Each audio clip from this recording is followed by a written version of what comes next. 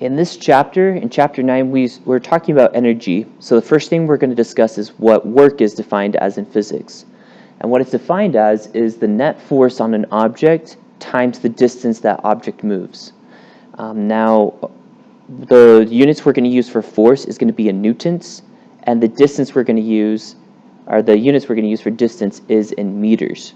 Now notice here we're not talking about the mass of an object, because if the object has a larger mass, that means it'll take a larger force to move it.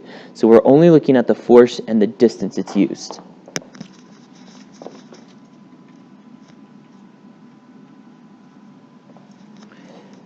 The unit that we're going to use for work is going to be called in joules.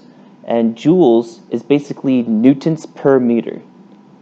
Not per meter, sorry.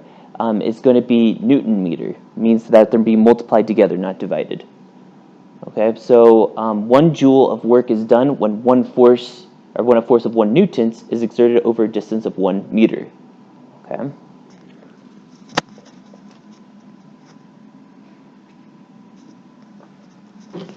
Now let's say we have a problem like this, where we have 60 newtons of a horizontal force is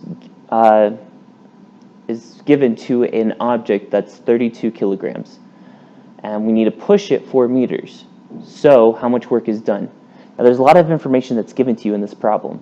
It's given you 60 newtons, which is a force, 32 kilograms, which is a mass, and 4 meters, which is a distance.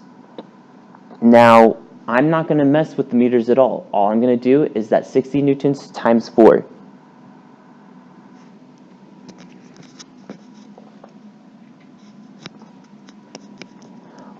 And when I multiply those two things together, it'll give me 240 joules, and that would be your answer. So again, work is force times distance.